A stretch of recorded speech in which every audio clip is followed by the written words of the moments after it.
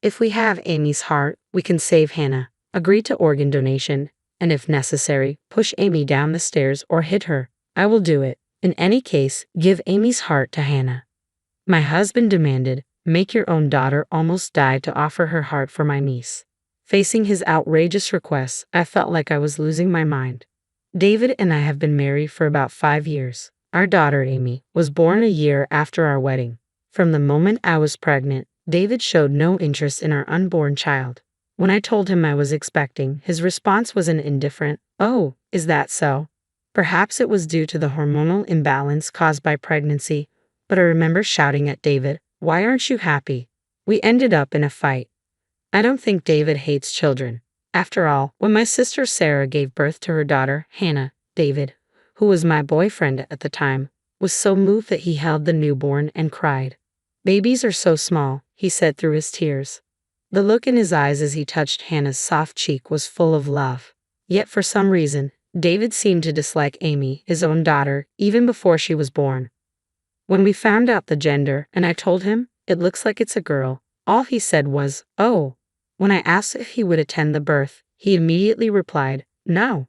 Even if he didn't hate children, I thought he might be afraid of becoming a father, and I tried to accept his terrible attitude. Then Amy was born safely. She was so lovely from the first moment I saw her, and her tiny hand grasping my finger was too adorable. But David showed no interest in Amy. When Sarah visited with Hannah, who was 2 years older than Amy, David only doted on Hannah. I always wondered why. Why wouldn't David ever hold Amy? Why did he always look annoyed when Amy came near him? When I confronted him with these questions, he always answered irritably, "I'm busy with work. I can't afford to spend time on the child." David was ambitious, eager to get promoted as soon as possible. He actively took on extra work, often secluding himself in his home office to write business proposals. Perhaps work was the most important thing to David. Still, I always wished he would consider his family first. It might be selfish, but I had always wanted him to watch Amy grow up with me. Amy started kindergarten and began lively playdates with her friends every day. It often felt like I was raising her single-handedly, but I found solace in making mom friends, which somewhat eased my loneliness. When I confided in my mom friends about David, one of them, a candid and nurturing woman, suggested bluntly, "Why don't you consider divorce? Raising a child should be a shared responsibility between spouses. Being busy with work isn't a valid excuse, especially when Amy is 4 years old already. I'm surprised you've endured this for so long. Delaying decisions might hurt Amy more as she grows older. So, if you're thinking about it, sooner might be better. I hope you don't mind my input." Her words resonated deeply with me. I had been contemplating divorce myself, but I struggled with the uncertainty of whether I could manage alone and the guilt of potentially depriving Amy of her father, even if he was neglectful. So, her advice wasn't unwelcome. Instead, it felt like a weight lifted off my shoulders, urging me forward. I decided to broach the topic of divorce with David. The night I resolved to do so after Amy had drifted off to sleep, David approached me with a startling request to give Amy's heart to our niece Hannah. David had delved into organ donation research and believed it feasible for a child to undergo a transplant with parental consent. To my surprise, I learned from David, not Hannah's mother Sarah, that Hannah suffered from a severe heart condition and had limited time left. "We must act swiftly to save Hannah with Amy's heart," David urged, visibly distressed. "I need a moment," I protested, my voice rising in disbelief. "What's happening?" While I empathize with Hannah, "Why is this news coming from you?" "Because Hannah is my daughter," David confessed abruptly. I was so stunned I couldn't find my voice. Nausea churned in my stomach. Even with David standing right before me, his head in his hands against the dining table, he felt strangely distant. "What do you mean?" I managed to utter, my voice quivering. David, visibly irritated, began to explain his tumultuous situation. It appeared David had harbored feelings for Sarah, a woman a year younger than me, for quite some time. He had even proposed to her once, but Sarah chose Kyle, now her husband. Despite Sarah's flirtatious reputation, she seemed to have restrained herself since being with Kyle. However, she had apparently been meeting David in secret frequently. David revealed that Sarah opted for Kyle over him because Kyle was a civil servant. With David earning less than the average worker, his financial prospects were bleak unless he received a promotion. His fervent ambition was to ascend swiftly in his career and win Sarah over from Kyle. Sarah is raising Hannah as Kyle's child, but she vowed that if I secured a promotion and began earning more, she would leave Kyle and join me, along with Hannah. Then why did you marry me? By marrying you, I can remain close to Sarah and naturally have more chances to spend time with Hannah. You married me for such a reason. I love David deeply, but he never truly saw me. This realization filled me with misery and frustration, and David's words only exacerbated my despair. Amy isn't my child, is she? She looks nothing like me. She must be the offspring of some unknown man. Hannah's life holds more significance than Amy's. Amy's heart should be given to Hannah, David proclaimed callously. It felt like something inside me snapped. Whether it was my love for David or my patience, I couldn't say. But the man standing before me resembled a monstrous figure. I swear I haven't betrayed you. Don't compare me to people like you. Amy is undeniably our child. Yet you're right, Amy doesn't take after you. She isn't heartless or unreasonable like you. She's incredibly kind, I retorted, my voice trembling with a mixture of hurt and anger. David's angry glare no longer intimidated me. As a mother, my resolve to protect Amy surged within me. Recognizing the danger of remaining in that house, I made the decision to leave immediately. Gathering only the essentials to avoid arousing David's suspicion, especially as he immersed himself in the project report crucial for his desired promotion to be with Sarah. I woke Amy from her slumber. She groggily asked, "What's happening?" Enveloping her in a tight embrace, I whispered, "Amy, we're saying goodbye to Dad.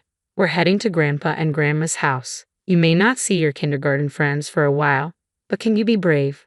My urgency must have resonated with Amy, for she nodded in silent agreement, her voice laced with tension. Cradling Amy in my arms, I slipped out of the house silently and dashed towards the train station. Though I briefly considered taking the car, I dismissed the idea, fearing David might demand its return. Once aboard the train, Amy, exhausted, drifted off to sleep, and we reached the vicinity of my parents' home just before the last train departed. Ignoring the barrage of calls and messages from David, who undoubtedly noticed our absence, I pressed the intercom at my parents' house. Startled but alert, my parents answered, questioning what had occurred. However, I requested to settle Amy first. After tucking Amy into bed upstairs, I divulged the situation to my parents. I confessed my intention to sever ties with David. Shocked by David's callousness and dismayed to learn of Sarah's deceit, they empathized with my plight. No parent would tolerate such betrayal. Concerned for Amy's safety, they graciously offered us refuge in their home. The following day dawned, finding us restless yet facing the morning nonetheless. Amy, seemingly unaware of the gravity of our situation, greeted the day with boundless joy upon seeing her grandparents. Observing my parents' affectionate doting on Amy, I recalled the words of a friend. "You should divorce him as soon as possible." Reflecting on her advice, I realized she was right. It dawned on me that David might have been plotting against Amy without my knowledge, a chilling thought that sent shivers down my spine. Ignoring David's incessant attempts to reach me, I composed a message. "I will be initiating divorce proceedings through legal channels. You are to have no further contact with Amy." Shortly after sending the message, I received a call from David's parents. "What's happening?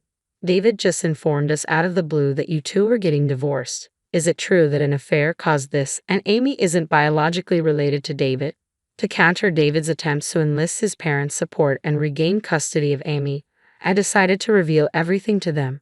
Their initial disbelief prompted me to extend an invitation for them to join us at my parents' house that very day. Given their proximity, they agreed to come over. That evening, with my mother tending to Amy, I found myself in the living room alongside Sarah, Kyle, my father, and David's parents. Sarah appeared uneasy, while Kyle's demeanor betrayed his simmering anger. I had already briefed Kyle over the phone about the previous day's events and David's intentions, which likely fueled his visible frustration with Sarah. "So, Hannah isn't my daughter after all, is she? It's true that David intended to use Amy's heart to save Hannah, isn't it?" Kyle's voice rang out, cutting through the tense silence. Sarah, who had been nervously biting her lip, finally broke down into tears under Kyle's relentless questioning. "Yes, but as Sarah's emotions spilled over, her demeanor transformed into something indescribably ugly. Despite my father and me being present, she began to speak as though she were a tragic heroine. "I wanted to save Hannah. That's why I approached David about Amy's heart. As a mother, isn't it only natural? How can you not understand the instinct to protect your own child? Is it because Kyle and Hannah aren't biologically connected that you can't grasp it? Despite revealing her own infidelity, Sarah played the victim, her tears flowing freely. Kyle let out a deep sigh. Though his clenched fist trembled with barely contained anger, he made a concerted effort to speak calmly. I've always loved and treated Hannah as my own daughter. When I learned that Hannah is Sarah and David's child, it was confusing, but my love for Hannah hasn't wavered. If there was a way to cure her illness, I'd do anything. But sacrificing Amy's life, to go to such extremes to save Hannah, you and David are beyond comprehension. Sarah, under the weight of Kyle's accusations, broke down into loud sobs. I'm so sorry. Watching my father offer a heartfelt apology to Kyle was gut-wrenching. David's parents, who had been listening in disbelief, joined my father in expressing profound regret to Kyle and me. Our foolish son, we deeply apologize. My father-in-law's voice quivered with remorse, underscoring the gravity of Sarah and David's transgressions. With Sarah's admission of her affair, the purpose of the meeting to ascertain the truth was fulfilled. As Kyle declared, I will divorce Sarah, and rose to leave, Sarah cried out, wait, how am I supposed to go on? Who will pay for Hannah's treatment? Just as I heard a car pulling into the garage, a realization struck me. David wasn't supposed to be here. The thought of Amy's safety flashed through my mind, but David must have deduced that my only refuge would be my parents' home. As David intruded into our sanctuary, it dawned on him that his transgressions had been laid bare, evidenced by his parents' remorseful gestures towards Kyle and me, and Sarah's tearful embrace of Kyle. His flushed face drained of color in an instant, yet even amidst the tension, he had the audacity to inquire, "Where's Amy?" Without hesitation, I rose to my feet and delivered a resounding slap across his cheek. Hannah is blameless. While I sympathize with her illness, I'll never forgive you for endangering Amy. David, cradling his steaming cheek, appeared taken aback by my outburst. I had always considered myself a calm individual, unaware of the depth of emotions simmering within me. Fueled by a surge of anger, I found myself charging towards David. You're the only one guilty of infidelity. Amy is unequivocally our daughter. It's you and Sarah who have sunk to the lowest depths of humanity. Don't assume everyone is as morally bankrupt as you. My father's timely intervention halted my impulsive rush, allowing me to regain some semblance of composure. David, reeling from my verbal assault, exchanged bewildered glances with Sarah. Dislodged from Kyle's embrace, I stood alone, visibly shaken. David, I'm filing for divorce from Sarah. If you still wish to be with her, that's your choice. But know this, I'll never surrender custody of Hannah to monsters like you. Kyle's harsh, almost cursing tone seemed to instill fear in both Sarah and David. Consequently, they were expelled from their homes and disowned by their parents. Through legal channels, Kyle initiated divorce proceedings against Sarah and successfully gained custody of Hannah. It became apparent that Sarah was frequently absent, leaving most of the caregiving responsibilities to Kyle, who took an extended leave from work to care for Hannah. Likewise, I sought divorce from David with the assistance of a lawyer. In response, David sent a venomous text expressing his intent to marry Sarah. However, despite their plans, Sarah and David never tied the knot. Their parents severed all ties with Sarah, leading to her eventual mental breakdown and hospitalization. Despite her infidelity, it became evident that Sarah harbored genuine affection for Hannah. The inability to see her daughter shattered Sarah's resolve. Kyle, in a moment of disdain, remarked, "She used to complain about the hassle of caring for her," a sentiment I found myself echoing. Amy and I have found solace in the tranquility of my parents' home. At her new daycare, Amy has blossomed, making new friends and thriving in health and vitality. I maintain regular contact with Kyle, who informs me that Hannah is scheduled for a heart transplant operation. When we visited Hannah, she greeted us with a sweet smile and whispered to Amy, "After the surgery, we'll have so much fun together." Kyle and I have weathered our share of hardships, but we're now determined to raise our children with care and responsibility. As two single parents, we forged a bond of support and commitment. I can't help but smile, envisioning the future where Hannah and Amy frolic together in joy.